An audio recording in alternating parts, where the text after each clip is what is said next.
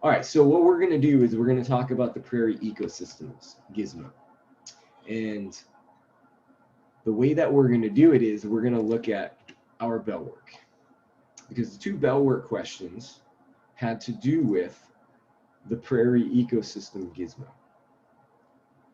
So let me go ahead and reset this.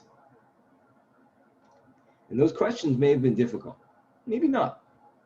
They would have probably been difficult if you didn't complete the Prairie Ecosystems Gizmo. If you did complete it, maybe it wasn't that difficult. So we'll see. Let's go to the bell work. Let's take a look at it. So the first question has to do with this graph here. And it's basically telling us that we've had 2 years with not much grass growth, and then 2 years with a lot of grass growth. And that has to do with the weather. So let's read the question. 2 years of dry weather are followed by 2 wet years. Basically, the most important thing to know about that statement is right here, causing the population, the grass population, to rise. So we know we have a lot more grass in our prairie ecosystem. How will the increase in grass affect the animals in that ecosystem? How will it affect the prairie dogs? How will it affect the foxes? How will it affect the ferrets? So what do we think? Will all of them increase? Will only the prairie dog population increase? Will the fox population increase only? Or will the ferret population increase only? What do we think? If there's more grass in our prairie ecosystem,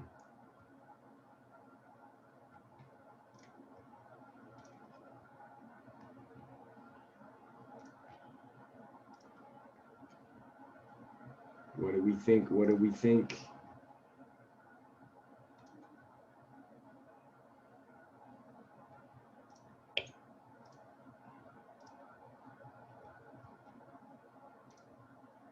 So thank you, Gabriella. She says all of them will increase. Any other thoughts? Tonali, thank you, says they will increase all of them. Any other thoughts before we look?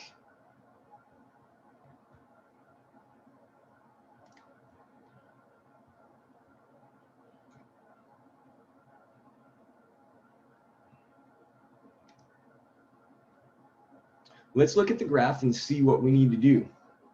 We need to basically find out what happened after year 4 here, right when the graph stops. So let's take the grass, let's just take it all the way up to about 8,000 tons. So let's increase the grass, increase the grass, increase the grass. I know it's not quite 8,000, but I'm just going to max it out just so we can see what happens. There's lots of grass here. Let's look at what happens after 1 year. Well, we can tell that there's a little bit less grass after a year, but there's more prairie dogs. Still more prairie dogs, and now there's more ferrets, and there's more foxes. Year 3, we start to see prairie dogs now start to equalize, still a lot of ferrets, still some extra foxes. Now, as the grass goes back down to its normal level, we notice that the ecosystem goes back to equilibrium. Now, it's kind of hard to see in this prairie version. Let's look at the data and let's reset it. And then let's actually look at our line graph after we've maxed out the grass. So let's advance it 1 year. Notice how the prairie dog population increased quite a bit, very fast too. The ferret population increased after 1 year. Foxes didn't change much after 1 year. After 2 years, the prairie dogs are still increasing, so the prairie dogs definitely increased their population. The ferrets are increasing at a faster rate now, so they're still increasing, and now the foxes are increasing too. So we could say that all of those animals increased in population as a result of more grass. So if we go back here to our question, definitely that would be the correct answer. just like Gabriella said, just like Tonali said. All of the animals would increase as a result of extra grass. But now, what's a really interesting thing about a ecosystem that has a food chain like this is, as long as there's enough food, eventually that ecosystem will go back to equilibrium. Remember, equilibrium is balance. And if we advance it out enough, we're all the way back to 100%, where we started before we had the dry and wet season. Notice here, this was starting point. We just started with the wet season. That created an abundance of grass. All these animals increased.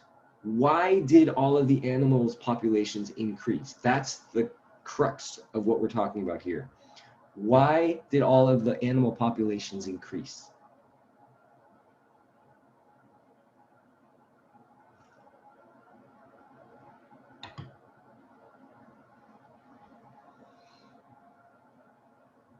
What do animals need in order to have the ability to reproduce?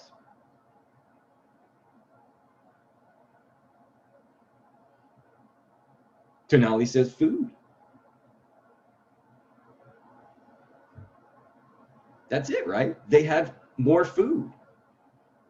When we have more food, we tend to be healthier and we tend to reproduce more. Hence, our populations increase, right? Now, the populations only increased for a couple years before they started to decrease, right? What happened to cause the populations to then start to decrease back to normal levels again? What happened? What was the big change? Or what caused these three populations to start to decrease? Look at our graph. What came before this decrease?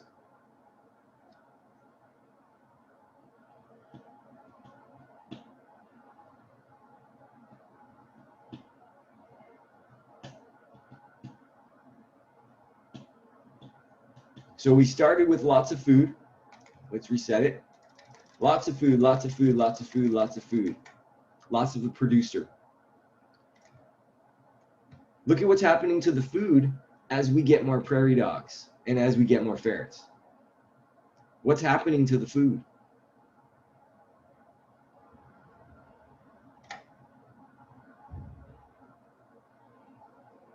What's happening to the grass?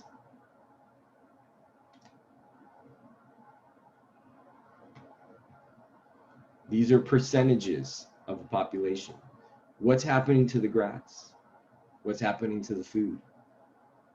What's causing these populations to eventually decrease in number? Good thinking, Kimberly, but that's not the original cause of the decrease in the population, because if that was the case, then the prairie dogs would keep increasing in population, or one of the organisms may keep increasing. They wouldn't all decrease at the same time, but that's good thinking. And we'll get to what you're saying in the next question. What's happening to the grass, ladies and gentlemen?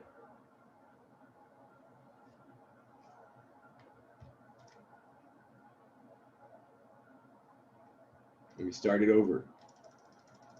Watch. We have so much food here that it's actually off the chart. We don't even see the grass line. Actually, we can zoom, so we can do it here. We have 200% grass. What's happening to the grass as these animal populations increase?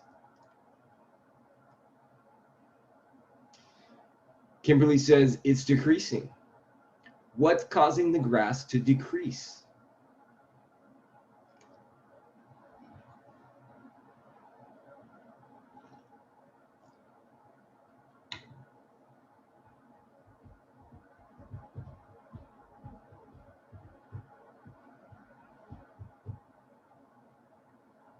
Kimberly says it's getting eaten. Yes, it's getting eaten. by more prairie dogs. Look at the red line here, guys. Look at the prairie dog number increase at a very fast rate. Well, as the prairie dogs increase in numbers, you better believe they're going to need more food. And they're going to eat that extra grass that grew out of control. And they're going to start to get that extra grass level to decrease. And as the grass decreases, Miguel, please don't do the assignment right now. We're doing this.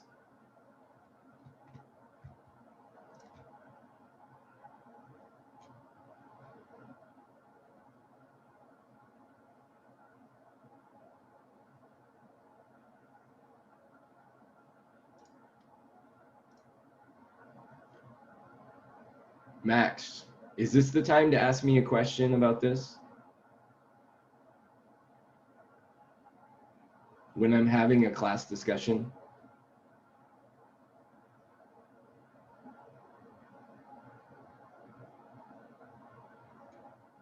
Thank you. So we are talking about this. This is what everybody should be looking at, what's on my screen right now. As the food gets eaten by the extra animals, the extra organisms, the food levels decrease. And as you see, the food levels start to stabilize, that starts to bring down the animal populations back to equilibrium. And so that tells us something very important about an ecosystem. It tells us the producers are incredibly important to the ecosystem. That grass is incredibly important to this ecosystem. When there's more grass, we get more animals. But as those animal numbers increase, as the populations increase, they will eat more of that producer, more of that grass. And that will keep the ecosystem in equilibrium, in balance. And you can actually see the equilibrium playing out as the lines level off. And you can see it here. We get tons of grass in the prairie. And then as we advance, as we lose grass, all these other numbers come back down to equilibrium. And if everything stays about the same, it will stay in equilibrium. And that's really important. It tells us something incredibly important about the grass. Now, why do I bring this up right now? Well, this is an issue that we've seen on our grasslands in our country. Prior to the settling of all of the Central United States and the West Coast, we had this country covered in grasslands, prairie grasslands. There were lots of rolling hills with this wild grass that grew for forever, as long as the eye could see. Well, as we started to settle these areas and create farms to grow our food and to build houses and build cities and develop throughout the late 1800s and 1900s, we started to destroy the populations of grass. Until we got to a point where there's a lot of areas with absolutely no more natural grasses. Now, why, let me do it this way. Why is that so dangerous? What do you think will happen to these animal populations with no grass now? What do you guys think?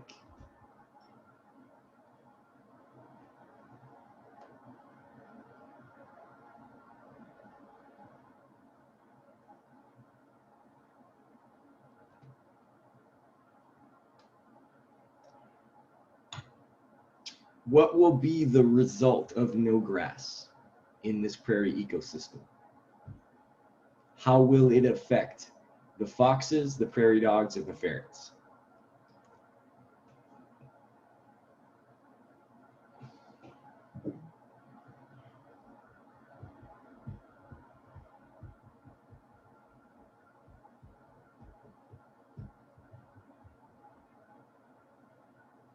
Let's take some guesses, guys. What'll happen to the animal populations now that all the grass is gone from this ecosystem?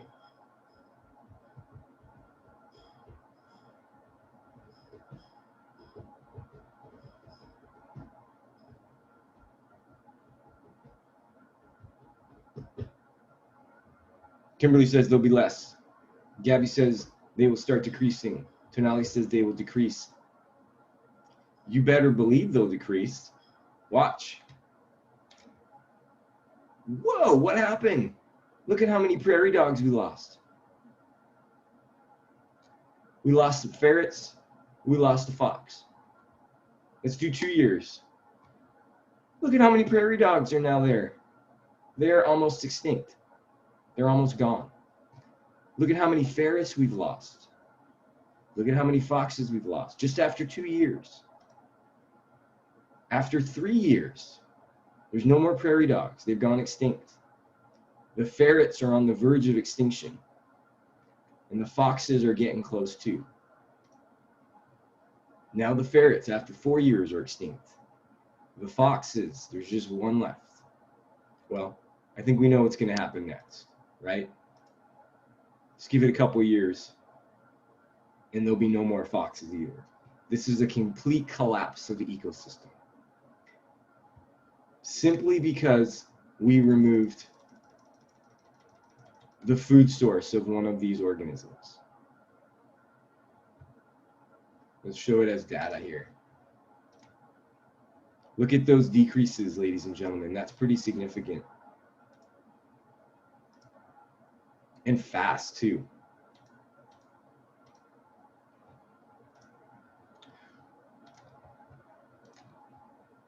I think we all understand why the prairie dogs died out, right?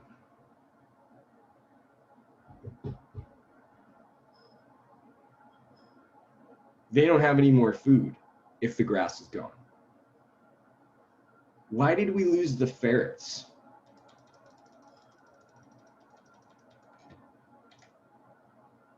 Why are we starting to lose ferrets after 1 year?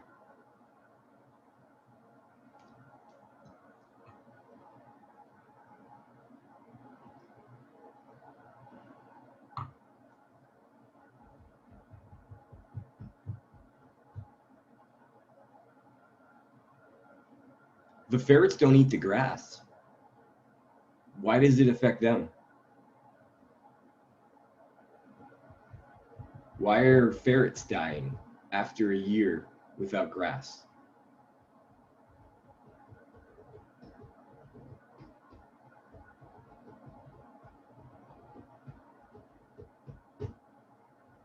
What do we think, guys? Come on. Those of you that haven't been participating, I need you to jump in.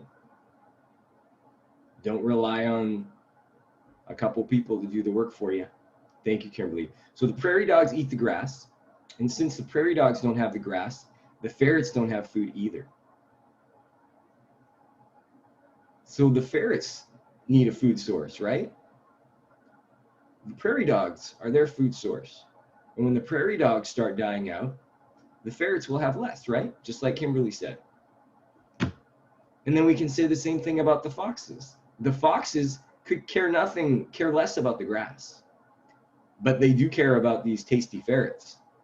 And when the ferrets start to die, because the prairie dogs are gone, or there's not enough of them, well, it's going to affect all of those organisms in the food chain. Hence, the importance of equilibrium. Hence the importance of all of these different organisms in that food chain. So let's look at this a different way. Let me reset the bell work. And let's look at another question, just to take it to a different ecosystem.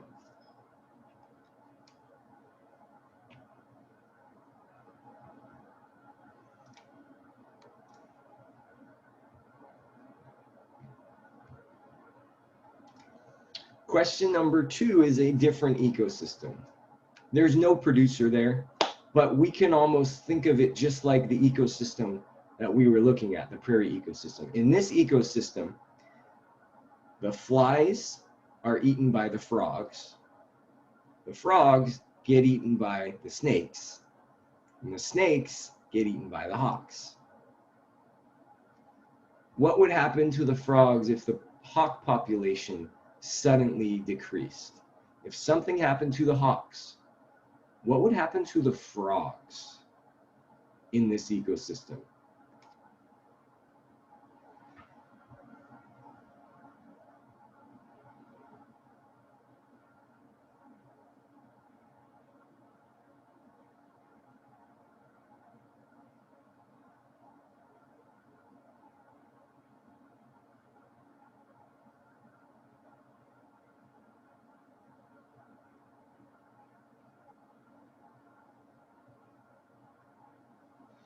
So we have Kimberly saying the frogs would decrease. Gabby also says they will decrease. Well, let's think about it. If there's no more hawks to eat the snakes are going to reproduce, and there'll be a lot more snakes. The snakes eat the frogs. If there's more snakes, then the frogs are going to suffer, right? There's going to be a lot more snakes looking for a meal.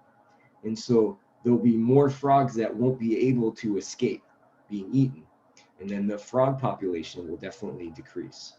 The snake population will increase. The frog population will decrease.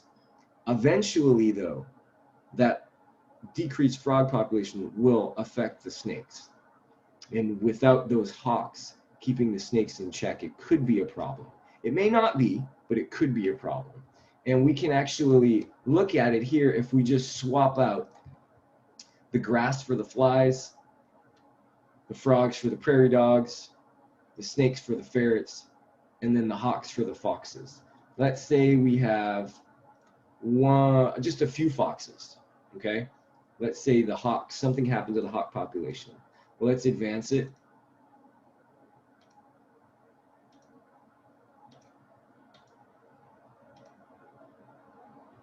Immediately what you saw happen, let's look at our data. What we saw is the green is our flies, prairie dogs, which would be our frogs. Here, they decrease. Now, if it's a healthy ecosystem, the hawks may be able to come back. If they go extinct, then that's a whole nother situation, and that could cause a problem. Let's look at that. I'm almost done talking, guys. Just bear with me. Without any foxes, let's run it out. About 20 years, good. Let's look at the data. Well, we can see that the fly population will increase to a new normal.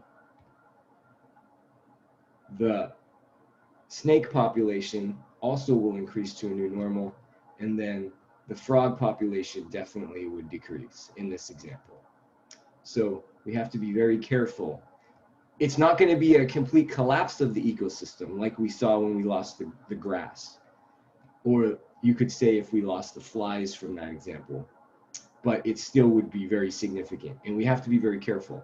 Now, on a positive note, before we finish up here, our grasslands, our prairie ecosystems have been a cause of concern for a while, and there are a lot of groups, a lot of people that have been bringing back the natural grasses to some of the remaining open spaces in the central and north central America. And we've been able to bring back some of these ecosystems in certain areas, but it's nothing like it used to be. And that's just something we have to learn from, unfortunately. And it's a really important part of environmental science, learning how these ecosystems are affected and learning what we can do either to try to fix it or at least learn from the mistakes we made in the past.